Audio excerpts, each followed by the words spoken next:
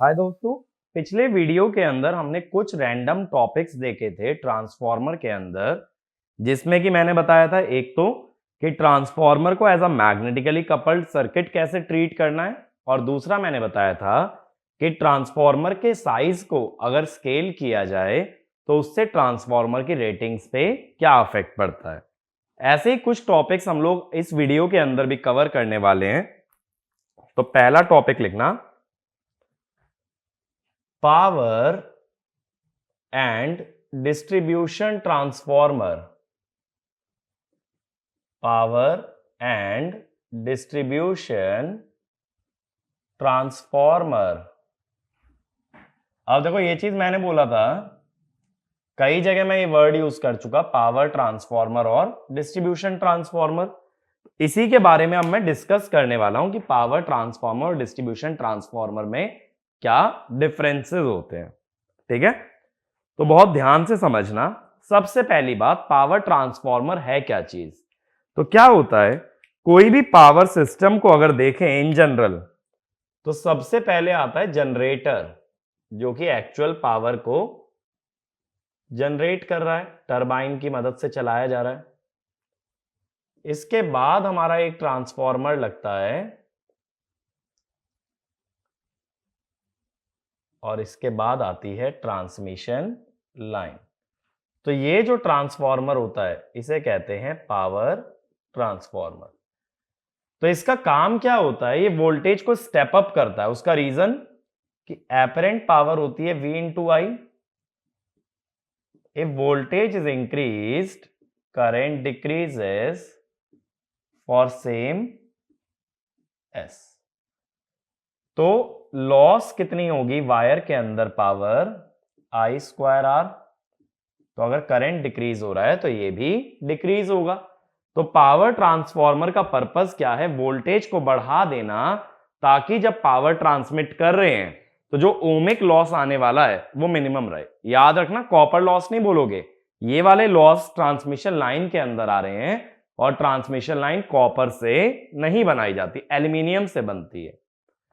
और वहीं distribution transformer का क्या काम है, अब तुमने जो हाई वोल्टेज करके भेजा है, हमारे घर के अंदर तो 230 वोल्ट की जरूरत है, तो उस हाई वोल्टेज को स्टेप डाउन करके ही लोड को दे सकते हो। तो वो काम होता है डिस्ट्रीब्यूशन ट्रांसफॉर्मर का। तो इसमें लिखना, power transformer is connected, power transformer is connected between generating station, between generating station and transmission line, between generating station and transmission line, to step up the voltage, to step up the voltage before transmission, to step up the voltage before transmission, in order to minimize, in order to minimize ohmic losses, in order to minimize ohmic losses during transmission, ohmic losses during transmission। ठीक है, अगला लिखो, distribution transformer is connected, distribution transformer is connected at the load end, at the load end, in order to step down the voltage, in order to step down the voltage before delivering, before delivering power to the load, before delivering power to the load। अब since power transformer सीधा generator से power ले रहा है, तो इसकी power rating बहुत high होती है। क्योंकि देखो होगा क्या ना, ये जो यहां से ट्रांसमिशन लाइन गई, ये आगे जाके कई लाइंस में बट जाएगी, तो पावर भी डिवाइड हो जाएगी। तब आगे जाके कहीं डिस्ट्रीब्यूशन ट्रांसफॉर्मर लगता है। यानी एक डिस्ट्रीब्यूशन ट्रांसफॉर्मर को सिर्फ एक एरिया वाली पावर लेनी है, वहीं जनरेटर से सप्लाई कई सारे एरिया होते हैं। जैसे मान लो तुम्हारे घर के पास अगर कोई पावर प्लांट है, वो सिर्फ तुम्हारी घर वाली लोकेलिटी को पावर नहीं कर रहा है, वो कई लोकेशंस को पावर दे रहा है। बट तुम्हारे घर के पास जो डिस्ट्रीब्यूशन ट्रांसफॉर्मर है, वो सिर्फ तुम्हारी लोकेलिटी की पावर हैंडल कर रहा है। यानी जनरेटर से आने वाली power is much larger as compare to power handled by distribution transformer. Distribution transformer तो सिर्फ एक लोकेलिटी की पावर को ही हैंडल करेगा। तो ये वाला पॉइंट लिखो, the power handled by power transformer, the power handled by power transformer or kVA rating of power transformer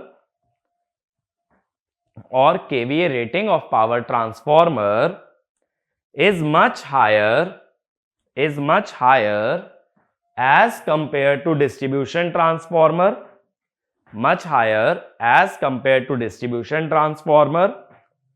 and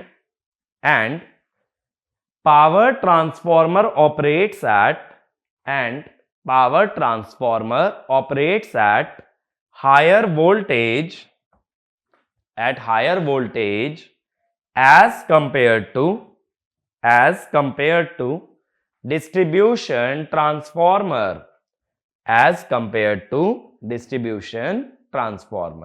मेरी बात क्लियर हुई? पावर ट्रांसफॉर्मर ज्यादा वोल्टेज पे क्यों ऑपरेट कर रहा है? जैसे मान लो जनरेटर ही सही, जनरेटर 11 केवी या 33 केवी देगा और डिस्ट्रीब्यूशन ट्रांसफॉर्मर कितनी वोल्टेज हमें दे रहा है? 230 वोल्ट। तो इसका मतलब क्या हुआ कि पावर ट्रांसफॉर्मर की जो वोल्टेज रेटिंग है वो डिस्ट्रीब्यूशन से कहीं ज्यादा है। ठीक है। और क्या होता है, मैंने ये चीज पहले भी बताई है कि जितनी ज्यादा वोल्टेज का यूज करना है उतनी ही ज्यादा इंसुलेशन का भी यूज करना पड़ेगा, क्योंकि वोल्टेज बढ़ने से बढ़ती है इलेक्ट्रिक फील्ड, और इलेक्ट्रिक फील्ड इंसुलेटर का डाइलेक्ट्रिक ब्रेकडाउन करवा सकती है। तो वोल्टेज के साथ साथ इंसुलेशन बढ़ाना जरूरी है। तो अगला पॉइंट ये भी लिख लो, due to higher voltage rating insulation needs to be increased. Due to higher voltage rating, insulation needs to be increased in power transformer. अब जैसे एक एग्जांपल लो, मान लो कॉन्सेंट्रिक वाइंडिंग है। कॉन्सेंट्रिक वाइंडिंग में अगर इंसुलेशन बढ़ाते हो तो एलवी और एचवी के बीच में इंसुलेशन लगाई जाती है, वो बढ़ा देने से HV और LV दूर हो जाएंगे। अगर HV और LV दूर हो गए तो इनके बीच का लीकेज बढ़ जाएगा। तो ये भी पॉइंट लिखो, by increasing insulation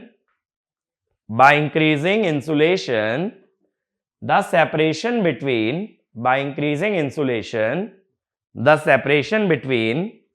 LV and HV windings increases, so leakage also increases,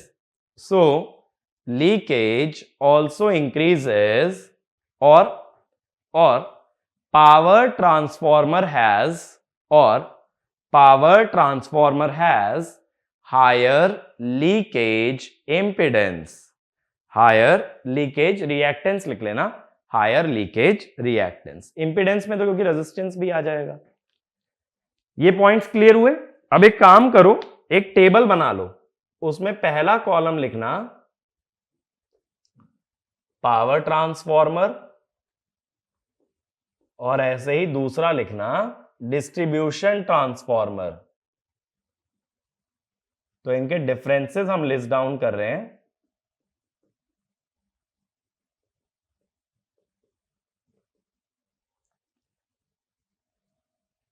अब पावर ट्रांसफॉर्मर में पहला point, used at high voltage, example 400 KV, example में यहां लिख दे रहा हूं 400 केवी, 220 केवी, 33 केवी, 66 केवी एटसेट्रा।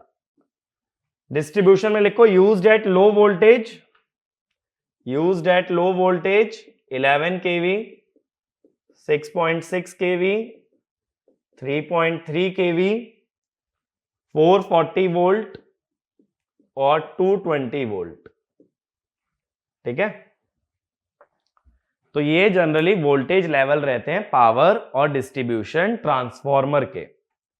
अगला लिखो, पावर ट्रांसफॉर्मर में लिखना rating above 200 MVA, rating above 200 MVA।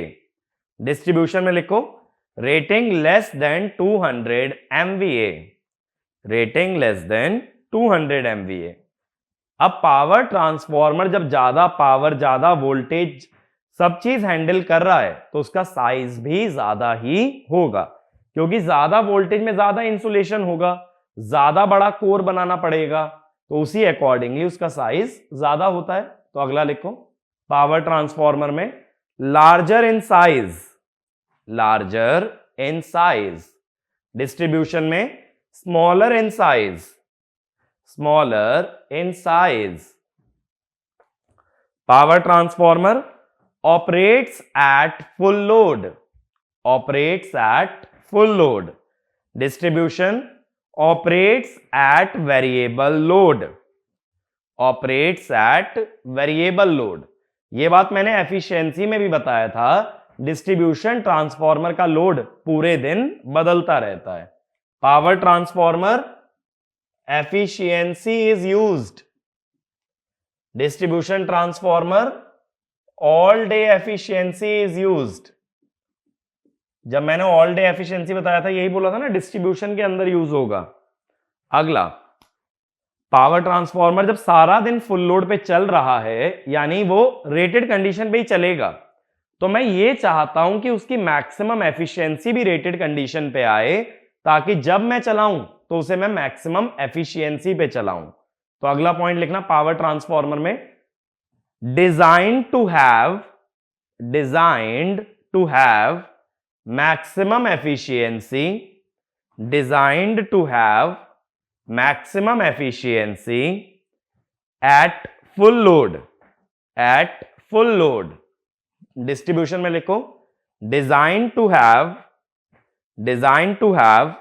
maximum efficiency, designed to have maximum efficiency at 50 to 70% of full load, at 50 to 70% of full load। ठीक है, कभी भी डिस्ट्रीब्यूशन ट्रांसफॉर्मर फुल लोड पे नहीं चलता, सारा दिन लोड बदलता रहता है, तो फुल लोड पे मैक्सिमम एफिशिएंसी अगर आती भी है तो कोई फायदा नहीं है। तो इसको बनाओ ऐसा कि इसकी मैक्सिमम एफिशिएंसी फुल लोड से कम पे आए। कम पे क्यों आए? क्योंकि सारा दिन लोड फुल लोड तो रहेगा नहीं, उससे कम ही रहने वाला है, तो जितने लोड पे चलने वाला है उसी पे एफिशिएंसी मैक्सिमम हो, तो जब ये चलेगा जब ही एफिशिएंसी मैक्सिमम रहेगी। अगर कोई चल 80% पे रहा है और मैक्सिमम एफिशिएंसी 100% पे है, तो वो अचीव तो हो ही नहीं पाएगी। तो अगर ये 50 से 70% पे ही ऑपरेट करेगा तो मैक्सिमम एफिशिएंसी भी इस बीच ही चाहते हैं। ठीक है, मिलेगी या नहीं मिलेगी वो डिपेंड करता है, बट डिजाइनिंग ऐसी करो कि मिल जाए। अगला पॉइंट लिखना, पावर ट्रांसफॉर्मर में copper and iron loss, copper and iron loss occur entire day, copper and iron loss occur entire day. देखो, जब ये सारा दिन फुल लोड पे चलने वाला है तो इसका एनर्जी लॉस कैसे होगा? इसका एनर्जी लॉस होगा, अगर सारा दिन ये फुल लोड पे चल रहा है तो कॉपर लॉस तो फुल लोड वाले ही आएंगे ना। लेकिन डिस्ट्रीब्यूशन ट्रांसफॉर्मर सारा दिन उसका लोड बदलता रहता है, तो मैंने ये बताया भी था एनर्जी लॉस कैसे निकालते हैं। पी कोर में तो 24 घंटे मल्टीप्लाई करने पड़ते हैं, बट कॉपर लॉस अलग अलग टाइम के साथ मल्टीप्लाई करके ऐड करना पड़ता है। ठीक है, क्योंकि कॉपर लॉस बदलता रहता है। वहीं पावर ट्रांसफॉर्मर सारा दिन फुल लोड पे चलने वाला है, तो उसका कॉपर लॉस क्या रहेगा? PCUFL। तो पावर ट्रांसफॉर्मर में लिखना copper and iron loss occur entire day. Distribution में लिखो iron loss occurs, iron loss occurs entire day, occurs entire day while copper loss, पहले लिखना कोर लॉस, सॉरी दोबारा से लिखो, डिस्ट्रीब्यूशन में लिखो core loss occurs entire day, core loss occurs entire day, and copper loss depends on load, copper loss depends on load. ठीक है, यहां कॉपर लॉस कितना लोड कनेक्टेड है उस पर डिपेंड करेगा। अब देखो इसकी जो वोल्टेज रेटिंग है वो ज्यादा है पावर ट्रांसफॉर्मर की, तो वोल्टेज का फॉर्मूला क्या होता है 4.44 FN BM AN। तो ज्यादा वोल्टेज रेटिंग के लिए इसका BM ज्यादा रखना जरूरी है, तो यही लिखो due to high voltage rating of power transformer, due to high voltage rating of power transformer, it is operated at higher flux density, it is operated at higher flux density। अगला लिखो distribution में लिखना lower flux density, lower flux density.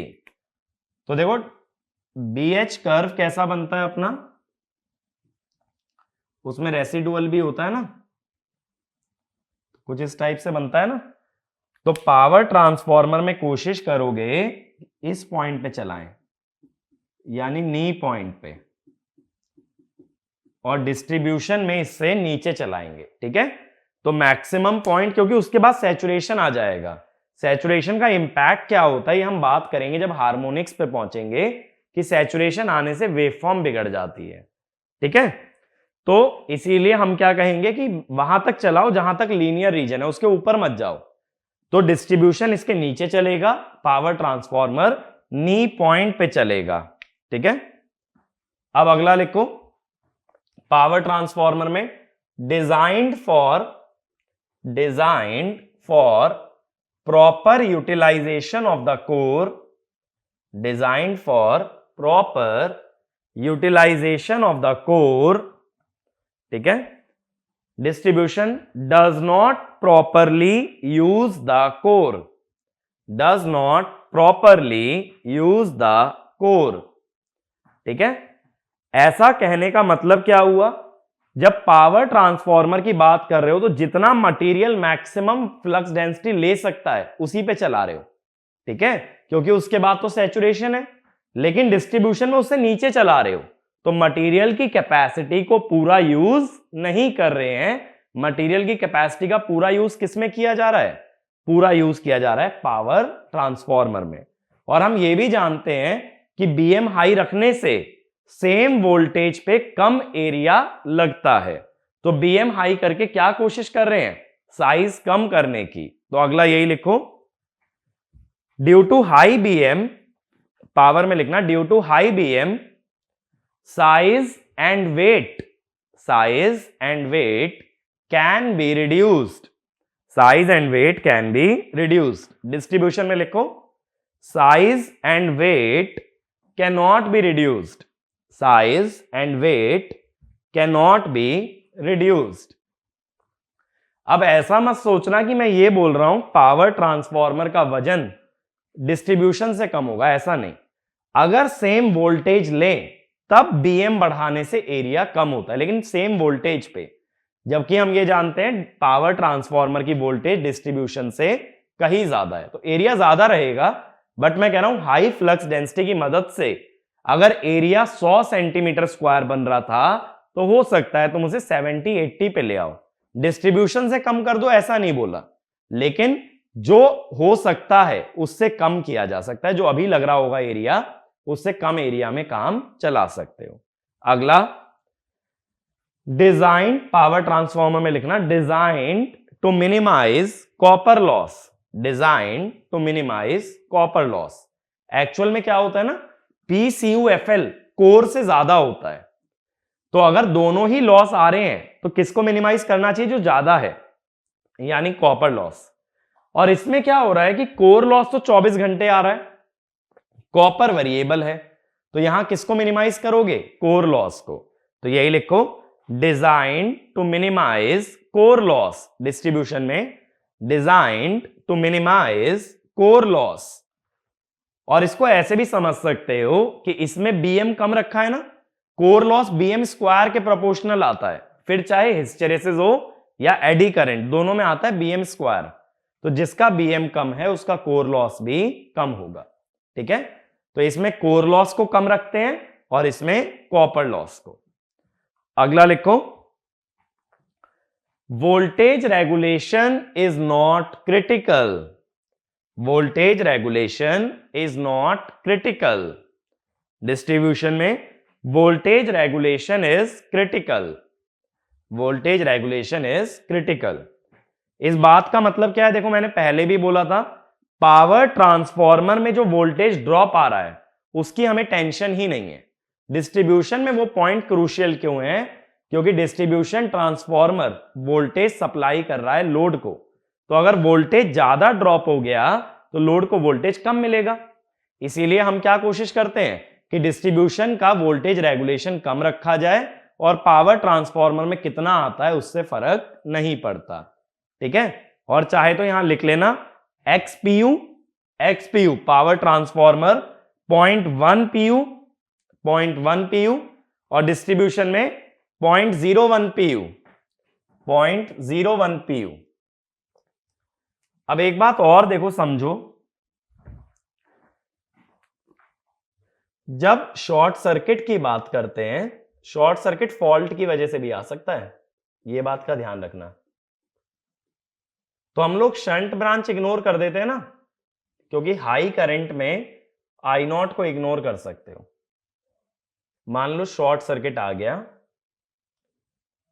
तो ये RPU है, ये XPU है, और ये है VPU। तो ये जो शॉर्ट सर्किट में करंट जा रहा होगा ISC, इसको क्या लिखोगे? VPU अपॉन ZPU, या VPU अपॉन रूट में RPU का स्क्वायर प्लस XPU का स्क्वायर। तो इसका मतलब ये हुआ, अगर पर यूनिट इंपेडेंस हाई है तो शॉर्ट सर्किट करंट भी लो होता है। तो ये वाला भी लिख लेना, due to high leakage impedance, due to high leakage impedance of power transformer, high leakage impedance of power transformer, its short circuit current reduces, short circuit current reduces, and it is better protected, and it is better protected against fault. It is better protected against fault. ठीक है, ये बात clear हुई? तो दोनों के differences clear है कि पावर और डिस्ट्रीब्यूशन ट्रांसफॉर्मर डिफरेंट कैसे होते हैं। तो इस पे जो है ना थ्योरी क्वेश्चन पूछा जा सकता है किसी भी एग्जाम के अंदर, तो ये डिफरेंसेस क्लियर होना चाहिए कि पावर और डिस्ट्रीब्यूशन कहां यूज होते हैं, रेटिंग्स में क्या फर्क है, कोर कॉपर लॉस में क्या फर्क है, कौन सी क्वांटिटी किस ट्रांसफॉर्मर के लिए क्रूशियल है। तो ये सारे पॉइंट्स अगर क्लियर होंगे तो एग्जाम में 1 मार्क क्वेश्चन आता है तो स्ट्रेट अवे आंसर लगा सकते हो। अब अगले छोटे से टॉपिक पे आते हैं, तो नेक्स्ट लिखना 3 winding transformer, 3 winding transformer. 3 winding transformer का मतलब कि ट्रांसफॉर्मर पे सिर्फ प्राइमरी सेकेंडरी नहीं, एक तीसरी वाइंडिंग भी लेके चलेंगे जिसे बोलेंगे टर्शरी। ठीक है, तो ट्रांसफॉर्मर के कोर पे 3 वाइंडिंग आने वाली हैं।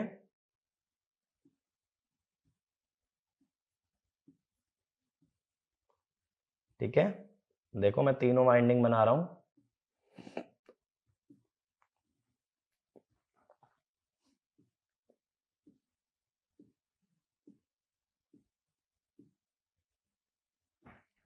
तो अगर ये प्राइमरी है, इसके N1 टर्न्स हैं, ये सेकेंडरी है N2, और ये टर्शरी है N3।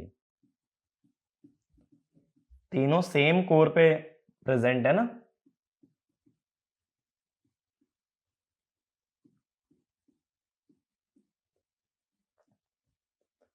अब इसको स्टैंडर्ड सर्किट में कैसे शो करते हैं कि भाई अगर हर बार थोड़ी ना एक कोर और वाइंडिंग ऐसे बना के दिखाएंगे, सिंपल सर्किट अगर बनाना चाहूं तब मैं क्या शो करूंगा, 3 वाइंडिंग ट्रांसफॉर्मर को, कि मेरे पास एक सोर्स होगा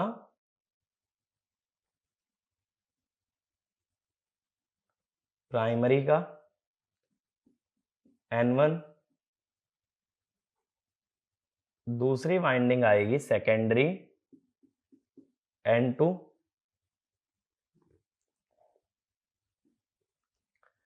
तीसरी वाइंडिंग आएगी टर्शरी N3। अभी आइडियल केस की मैं बात कर रहा हूं, प्रैक्टिकल नहीं, तो इसमें ना कोई रेजिस्टेंस ना कोई रिएक्टेंस, किसी की बात नहीं हो रही है। ये मान लो सेकेंडरी और टर्शरी में कोई लोड लगा है और प्राइमरी पे एक सोर्स लगा है और ये मैग्नेटिकली कपल्ड है, तो उसको ऐसे दिखा दिया जाएगा। मैग्नेटिक कपलिंग को ना ऐसे डबल लाइन से दिखा देते हैं। अब सबसे पहली बात कि सेम फ्लक्स है सभी वाइंडिंग से, थ्रू ऑल वाइंडिंग्स। इसका मतलब voltage upon turns is same, जिसका मतलब V1 by N1 is equal to V2 by N2 is equal to V3 by N3। ठीक है, वोल्टेज पर turn will always be same. तो ये बात आगे के लिए भी ध्यान रखो, जब कितनी भी वाइंडिंग्स अगर एक ही कोर पे लगी हैं तो वोल्टेज पर turn will always be same. अब इसके बाद हम लोग क्या कहते हैं कि अगर हम करंट्स की बात करें तो करंट्स का रिलेशन किससे निकाला जाता है, एमएमएफ बैलेंसिंग से। तो हम क्या जानते हैं, जो भी एमएमएफ I1 बनाएगा उस एमएमएफ को सेकेंडरी और टर्शरी अपोज करते हैं, जो हमने कंपेंसेशन इफेक्ट भी देखा था। तो एक ही वाला पॉइंट लिखना, the MMF produced by primary, the MMF produced by primary is opposed by secondary and tertiary winding, is opposed by secondary and tertiary winding, and since the transformer is constant flux device, since the transformer is a constant flux device, the MMF under no load condition should be same as the MMF under loaded condition, तो loaded condition में MMF है N1 I1 और no load में रहा होगा N1 I0 हमारा no load current है जो IW I म्यू से बनता है, plus N2 I2 plus N3 I3। ठीक है, तो इसका मतलब देखो, ये समझो लोड लगाने पे भी जो नेट एमएमएफ बन के आ रहा है प्राइमरी, सेकेंडरी और टर्शरी का, वो किसके बराबर है, N1 I0 के। यानी MMF under loaded condition is same as MMF under no load condition. अब अगर पहली इक्वेशन में N1 कॉमन ले लो तो ये बना I0 plus N2 by N1 I2 plus N3 by N1 I3। तो इसको ऐसे समझ सकते हो ना कि I2 और I3 को तुमने प्राइमरी पे रेफर कर लिया है। N2 by N1 से I2 कहां आ गया, प्राइमरी। N3 by N1 से I3 भी कहां आ गया, प्राइमरी। और उसमें नो लोड करंट जोड़ देने से क्या बन गया टोटल? Primary current. तो total primary current is no load current plus reflected value of secondary and tertiary current. अब अगर पावर निकालनी है तो वो VI कॉन्जुगेट से आती है, तो करंट का कॉन्जुगेट लोगे, दोनों साइड कॉन्जुगेट कर लो, I0 conjugate plus N2 by N1 I2 conjugate plus N3 by N1 I3 conjugate. Power निकालने के लिए वोल्टेज से मल्टीप्लाई करोगे, दोनों तरफ V1 मल्टीप्लाई कर दो,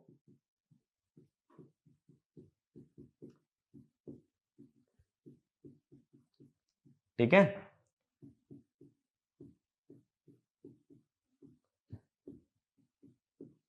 अब ध्यान से देखना इसमें हम क्या कर रहे हैं। ये जो टर्न्स रेशो वाली टर्म आ रही है ना, इसको मैंने वोल्टेज के साथ क्लब कर लिया थी, तो ये करंट के साथ, करंट को एज इट इज रहने दिया, ले किस में लिया? वोल्टेज में। तो ये बना V1 I1 conjugate is V1 I0 conjugate plus V2 I2 conjugate plus V3 I3 conjugate, यानी कि S1 is S0 plus S2 plus S3, ठीक है। ये बात क्लियर हुई? तो ये क्या हो गई इक्वेशन पावर कंजर्वेशन की, कि प्राइमरी में जो टोटल एपरेंट पावर है उसकी कुछ पावर नो लोड पे जा रही है, कुछ पावर सेकेंडरी में और कुछ पावर टर्शरी में। तो हमें क्या याद रखना है? 3 वाइंडिंग ट्रांसफार्मर में 3 चीजें, वोल्टेज पर टर्न वाला कॉन्सेप्ट, MMF बैलेंसिंग और तीसरा पावर कंजर्वेशन। तो जैसे एक आइडियल ट्रांसफार्मर में करते भी हो 2 वाइंडिंग वाले में, बस यहां इतना फर्क है कि सेकेंडरी के साथ एक टर्शरी भी आ गई, बाकी चीजें तो सेम ही है ना इसके अंदर। तो इसमें रटने वाला ऐसा कुछ खास डिफरेंट नहीं है, बस 2 की जगह 3 वाइंडिंग और तीनों वाइंडिंग सेम कोर पे वाउंड है, ठीक है। और ऐसे कुछ क्वेश्चन हम देख भी चुके हैं ऑलरेडी जहां 2 से ज्यादा वाइंडिंग होती हैं, बस उसी चीज को मैंने कंसेप्ट में ट्रांसलेट करके बता दिया है। अब इसके आगे की बात करते हैं। एक क्वेश्चन लिखना, what is the purpose of tertiary winding? What is the purpose of tertiary winding? पहला लिखो, interconnecting three different power system, interconnecting 3 different power system operating at different voltage levels, operating at different voltage level, ठीक है। 3 power system है, एक का voltage V1, एक का V2, एक का V3, तीनों को साथ में कैसे जोड़ा जाए? एक 3 वाइंडिंग ट्रांसफार्मर से। अगला लिखो, it can be used to obtain a low voltage level to operate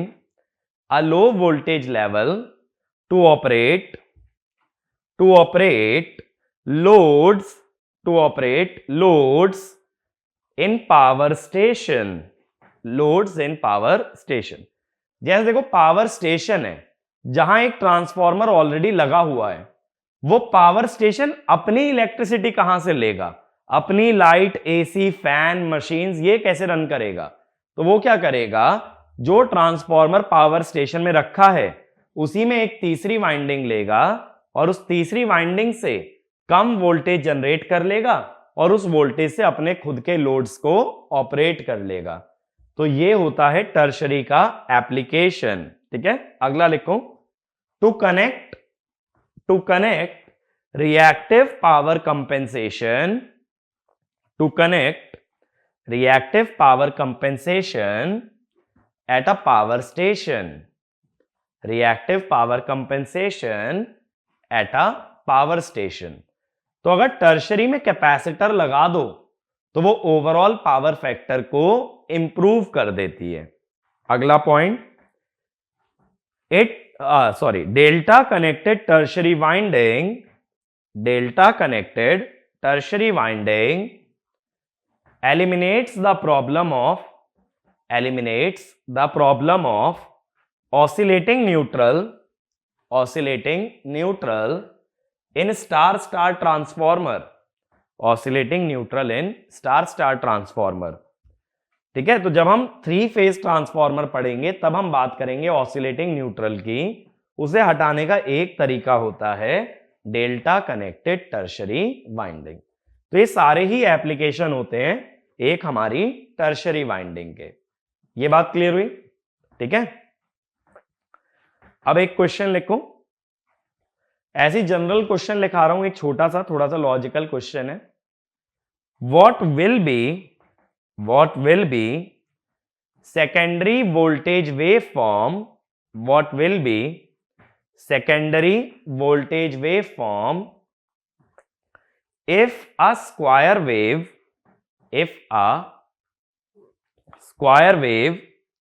is connected on primary side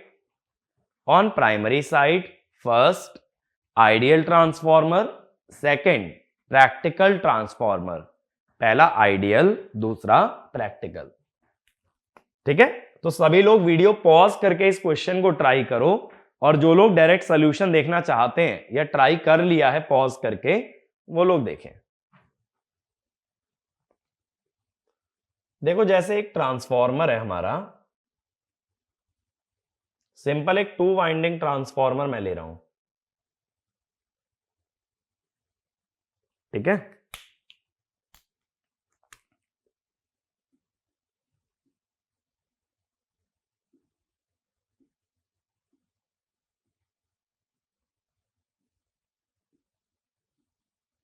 तो मैंने क्या किया है, प्राइमरी साइड पे जो वोल्टेज लग रही है V1, ये मेरी एक स्क्वायर वेव है, इससे कुछ फ्लक्स जनरेट होगा, मुझे पता करना है V2। देखो, अगर अभी लेंज लॉ को भूल जाएं तो मैं सिंपली कह सकता हूं V1 होगा N1 d phi by dt। तो फ्लक्स क्या होगा, integral V1 by N1 dt। Square wave का इंटीग्रेशन क्या होता है,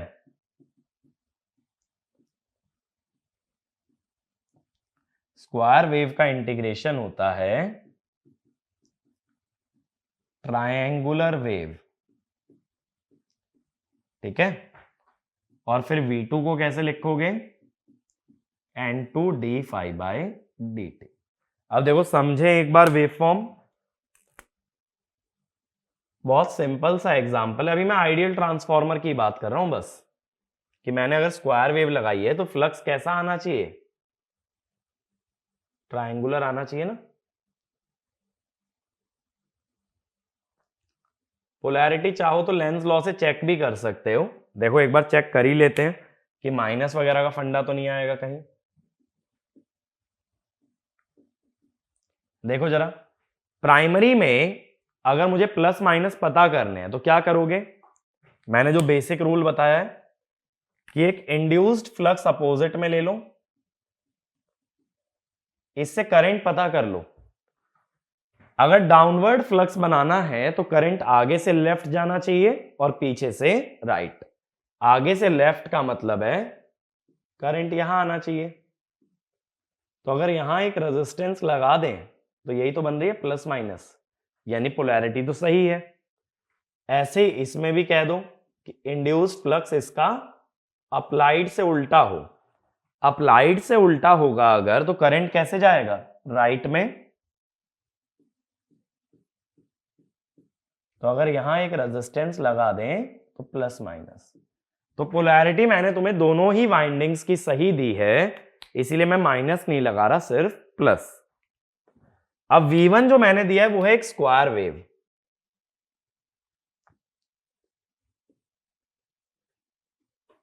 ठीक है, एक ऑड स्क्वायर वेव मान रहा हूं। अब इससे बनने वाला जो फ्लक्स है वो कैसा होगा, वो होगा triangular.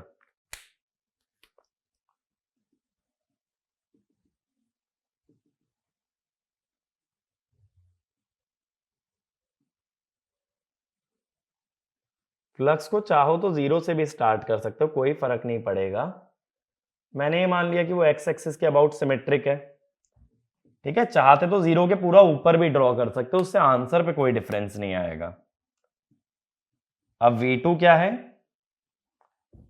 N2 d phi by dt। d phi by dt क्या है, स्लोप ऑफ फ्लक्स।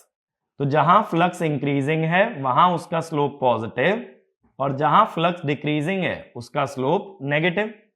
इंक्रीजिंग तो पॉजिटिव, डिक्रीजिंग तो नेगेटिव, फिर इंक्रीजिंग पॉजिटिव, डिक्रीजिंग नेगेटिव। तो यानी आउटपुट कैसा बन जाएगा, एक स्क्वायर वेव। ये बात क्लियर हुई। तो आइडियल ट्रांसफॉर्मर के लिए ऐसी वेवफॉर्म बनेगी that it will be a square wave. अब बात आती है प्रैक्टिकल की। अब देखो, फ्लक्स पहले इंक्रीज हो रहा है और बाद में डिक्रीज हो रहा है, लेकिन कोई भी जो मटेरियल है उसकी एक मैक्सिमम लिमिट होती है जिसके आगे की वो सैचुरेट कर जाता है।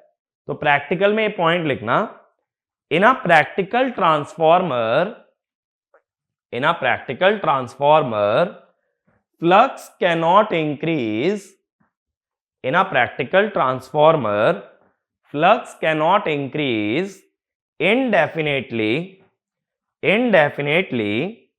because after a certain value, the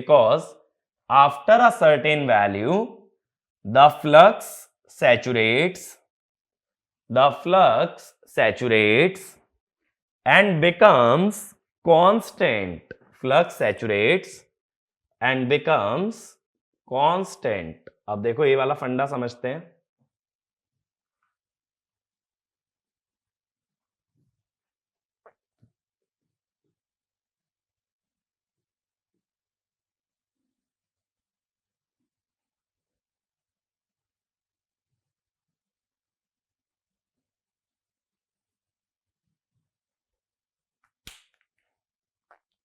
सबसे पहले V1 पे हमने एक स्क्वायर वेव लगाई है।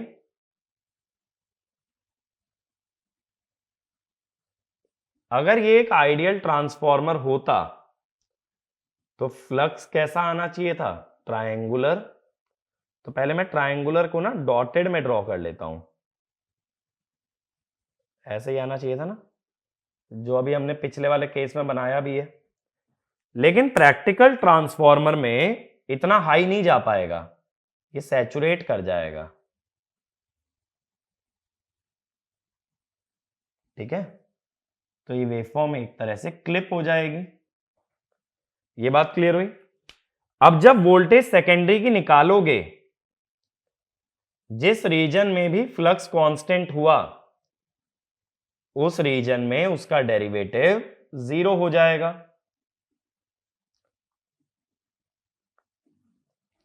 तो देखो, पहले ये कांस्टेंट है तो यहां 0 है डेरिवेटिव, फिर डेरिवेटिव पॉजिटिव, फिर कांस्टेंट हुआ डेरिवेटिव 0, फिर डेरिवेटिव नेगेटिव, फिर कांस्टेंट हुआ डेरिवेटिव 0, फिर डेरिवेटिव पॉजिटिव, इंक्रीजिंग ग्राफ है, फिर कांस्टेंट हुआ 0, फिर डिक्रीजिंग है, derivative negative.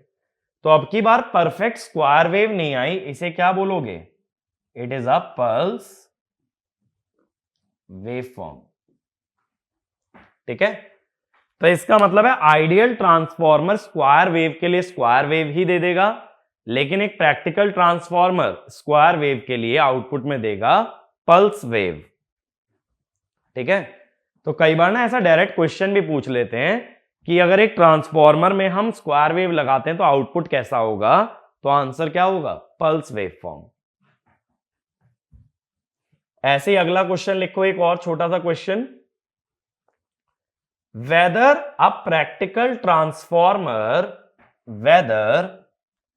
a practical transformer is a constant flux device, whether a practical transformer a constant flux device. देखो हम हमेशा क्या कहते हैं कि ट्रांसफॉर्मर एक कांस्टेंट फ्लक्स डिवाइस है, कितना भी लोड लगा लो उसका फ्लक्स नहीं बदलता। कैसे? क्योंकि फ्लक्स प्रोपोर्शनल होता है V बाय एफ के, तो जब तक V by F ratio constant रखोगे फ्लक्स कांस्टेंट रहेगा। लेकिन देखो अब ध्यान से समझे,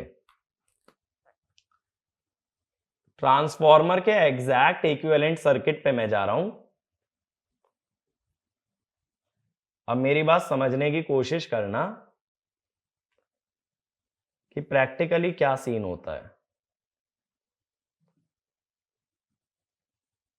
ऐसा सिर्फ जनरली सुनने में आता है कि transformer is a constant flux device. क्या प्रैक्टिकली भी ऐसा होता है? ये हमें वेरीफाई करना है।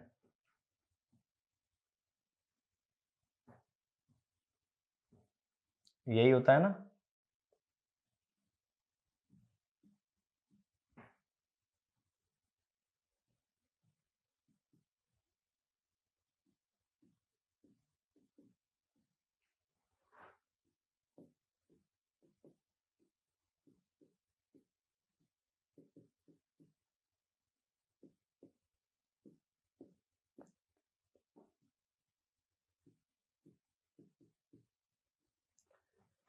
अब सबसे पहली बात तो क्या होती है कि जब हमने ईएमएफ की इक्वेशन डिराइव की थी, तो ईएमएफ हमने लिखा था 4.44 FN phi m।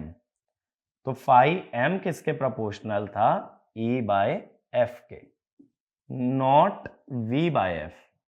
V by F तो हमने अप्रोक्सीमेटली मान लिया था, बट एक्चुअल में किसके प्रोपोर्शनल होता है? हमेशा E बाय एफ के। And E is not equal to V due to voltage drop across series branch। तो E V से बड़ा होगा या छोटा होगा?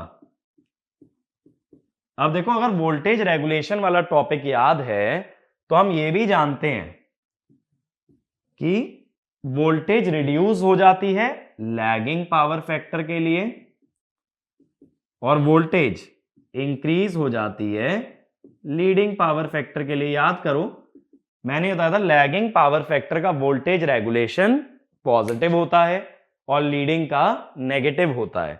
लीडिंग का नेगेटिव होने का मतलब है आरएक्स के अक्रॉस वोल्टेज कम नहीं होती बल्कि बढ़ जाती है।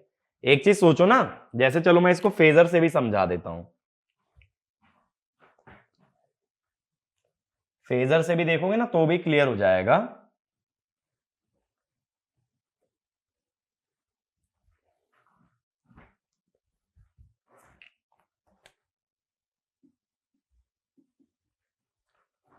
अब मान लो मैं V1 को रेफरेंस ले रहा हूं, I1 लैगिंग ले लो, ठीक है। अब V1 से E1 कैसे लिखोगे? इस सर्किट में अगर KVL लिखोगे तो तुम लिखोगे E1 is V1 minus I1 R1 plus JX1। तो पहले मैं I1 R1 को सब्ट्रैक्ट कर रहा हूं या माइनस I1 R1 कर रहा हूं? माइनस I1 R1 जो होगा ना वो I1 के अपोजिट होगा माइनस साइन की वजह से। फिर माइनस I1 JX1, माइनस जे का मतलब माइनस 90, माइनस 90 का मतलब ऐसे। तो ये क्या बन गया? E1, ठीक है। तो यहां हमें क्लियरली दिख रहा है E1 का जो मैग्नीट्यूड है वो V1 से कम है। ऐसे ही देखो, अगर लीडिंग पावर फैक्टर होता, ये होता V1, लीडिंग में ये होता I1, तो V1 में से पहले I1 R1 सब्ट्रैक्ट करते यानी इससे उल्टा बनाते, फिर माइनस JI1 X1,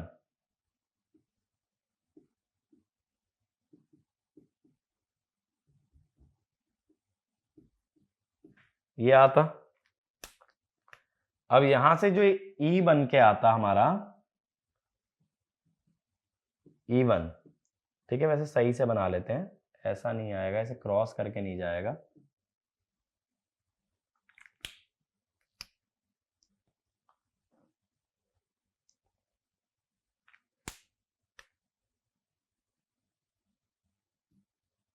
ये जो आता है E1, अब यहां क्लियरली दिख रहा है E1 का जो लेंथ आया है वो V1 से बड़ा है। इसका मतलब लैगिंग पावर फैक्टर में ईएमएफ अप्लाइड वोल्टेज से कम आता है और लीडिंग पावर फैक्टर में ईएमएफ अप्लाइड वोल्टेज से ज्यादा आता है। ये बात क्लियर हुई? फेजर तो क्लियर है ना, इसमें ज्यादा कुछ मेहनत वाला काम नहीं है। केवीएल इक्वेशन लगाइए, एक बार V1 से I1 को लैगिंग लिया है, एक बार V1 से I1 को लीडिंग लिया है।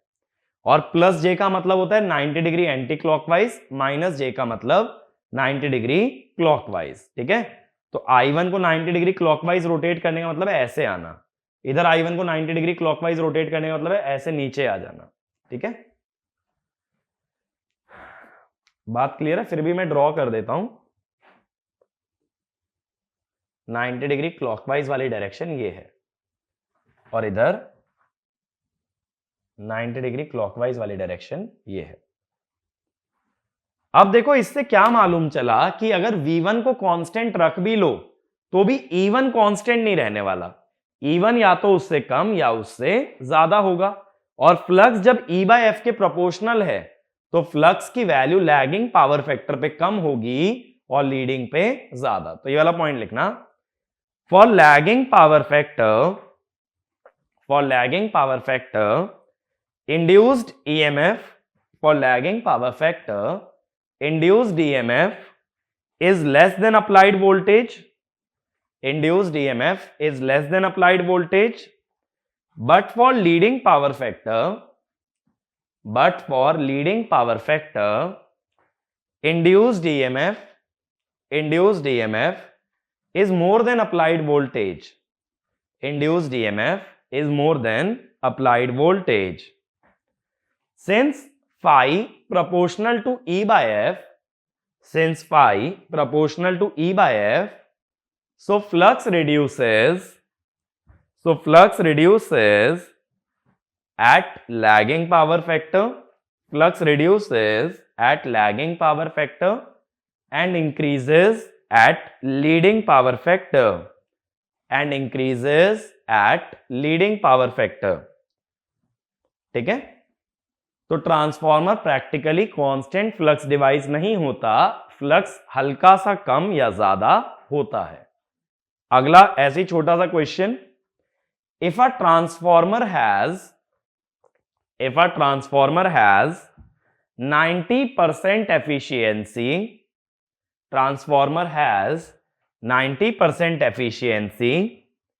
at 0.8 power factor lag, what is the efficiency at 0.8 power factor lead? What is the efficiency at 0.8 power factor lead? अब देखो, जब हमने एफिशिएंसी के ग्राफ ड्रॉ किए थे तो हमने लैग लीड नहीं लिखा था, सिर्फ पावर फैक्टर लिखा था। बट प्रैक्टिकली क्या होता है, फॉर अभी जो हमने पिछले क्वेश्चन में देखा, for lagging power factor phi decreases, for leading power factor phi increases. अब जो हमारा हिस्टेरेसिस लॉस था वो क्या था, KH BM square into F। Steinmetz coefficient मैंने 2 ले रखा है, eddy current KE BM square F square. तो एरिया तो डिवाइस का बदल नहीं रहा, as phi changes BM will also change. ठीक बात है, एरिया थोड़ी ना बदल रहे हैं, तो फाई के प्रोपोर्शनली तो है BM। तो फाई बढ़ने से BM, फाई कम होने से BM कम होगा तो आयरन लॉस कम हो जाएंगे, फाई बढ़ने से BM बढ़ेगा, आयरन लॉस बढ़ जाएंगे। यानी लीडिंग पावर फैक्टर पे आयरन लॉस बढ़ जाते हैं एज कंपेयर टू लैगिंग, तो एफिशिएंसी कम हो जाती है। तो इसका मतलब जो एफिशिएंसी आएगी that will be less than 90%। ऐसे क्वेश्चन में डायरेक्ट एफिशिएंसी नहीं बता सकते, बस इतना बता सकते हो पहले से कम आएगी। तो ये वाला पॉइंट भी लिख लो। At leading power factor increment in flux causes increment in core loss and hence efficiency reduces at leading power factor. Efficiency reduces at leading power factor. ठीक है, ये वाला पॉइंट क्लियर हुआ। तो ऐसे ना छोटे छोटे ट्रिकी क्वेश्चंस आ जाते हैं। एक क्वेश्चन और लिखो, ये तो कंसेप्चुअल थे, एक न्यूमेरिकल समझा रहा हूं, क्वेश्चन लिखना। A three winding impedance matching transformer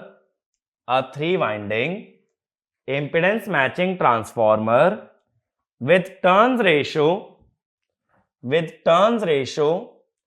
n1:n2:n3 with turns ratio n1:n2:n3 equal to 4:1:2 has two resistive loads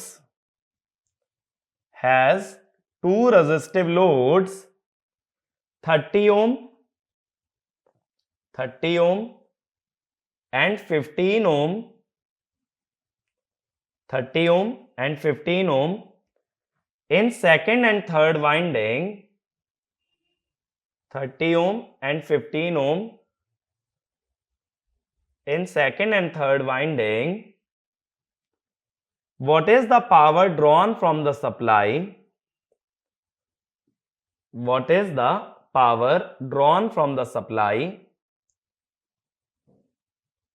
And current drawn from the supply at unity power factor.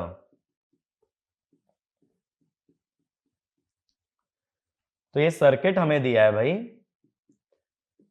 एक 3 वाइंडिंग ट्रांसफार्मर का, बहुत basic सा question है।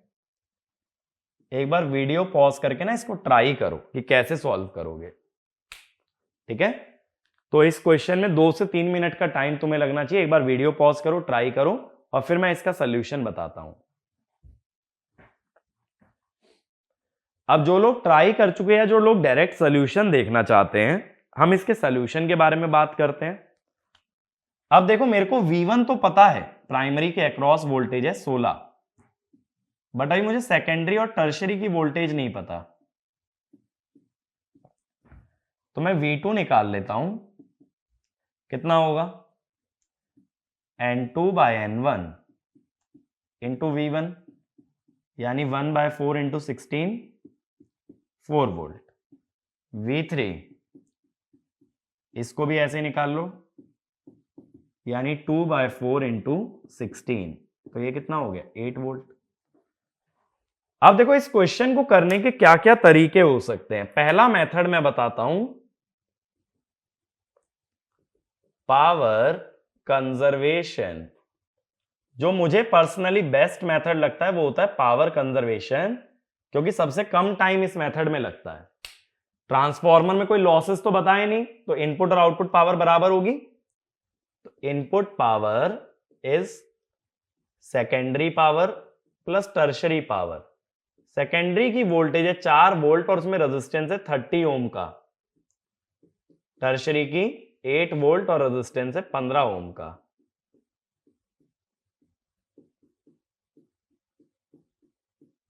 ठीक है, तो ये आ गई 4.8 वॉट। और अगर करंट चाहिए तो उसने बोला है कि पावर फैक्टर यूनिटी है, तो VI cos phi, तो यहां से करंट कितना आ गया 0.3 एम्पियर।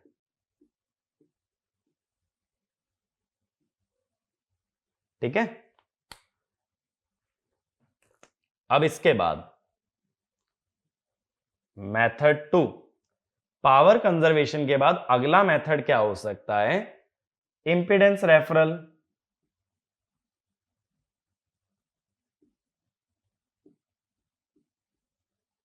अब इंपीडेंस को कैसे रेफर करोगे?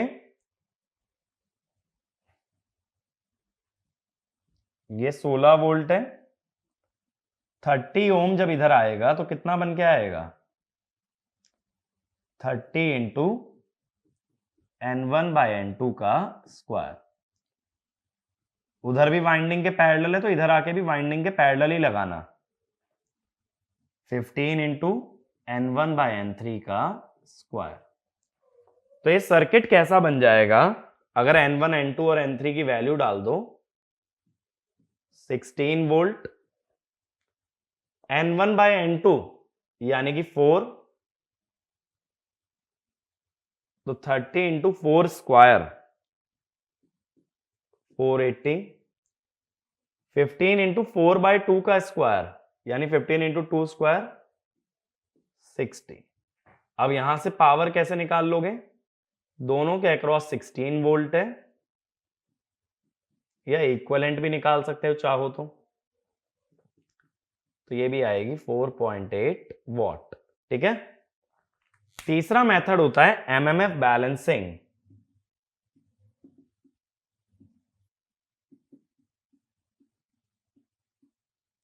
उसके लिए हमें क्या करना पड़ेगा? यहां I2 और यहां I3 निकालना पड़ेगा। V2 है 4 वोल्ट, तो I2 कितना हुआ? 4/30। I3 कितना हुआ? 8/15। अब लगा लो MMF balancing. N1 I1, I0 तो दिया नहीं है तो I0 भूल जाओ। N2 into 4/30, N3 into 8/15। N1 से डिवाइड कर दो तो N2/N1 कितना हो जाएगा? 1/4, और N3/N1 कितना हो जाएगा? 2/4। तो ये हुआ 1/30 और ये हुआ कितना? 4, ये हुआ 8/30, तो 9/30.3। ठीक है, यही तो करंट आ रहा था 0.3 एम्पियर। तो ये तीनों मेथड चला सकते हो जब एक 3 वाइंडिंग या इवन 2 वाइंडिंग की बात आए, बट पावर कंजर्वेशन सबसे ज्यादा इजी पड़ता है बाकी सभी मेथड से। ठीक है, तो ये हमारे कुछ छोटे छोटे टॉपिक्स थे जो मैंने आपको इन दोनों वीडियोस के अंदर बताया, जिन पे कि अक्सर एक स्मॉल क्वेश्चन देखने मिल जाता है, कंसेप्चुअल या ट्रिकी क्वेश्चन आ जाता है। तो ये सभी बातों को भी माइंड में रखना, जस्ट कॉन्सेप्ट्स को ही नहीं, ये छोटी छोटी बातें काफी रेलिवेंट होती हैं। तो ये हमारा सिंगल फेज ट्रांसफार्मर का स्टडी था। अब आगे जो हम बात करेंगे, अब हम आगे बात करेंगे ऑटो ट्रांसफार्मर की। ठीक है, कि सिंगल फेज ट्रांसफार्मर का एप्लीकेशन हम कैसे देखते हैं, that is auto transformer. But वो सब बातें जब अगला टॉपिक स्टार्ट करेंगे। Thank you.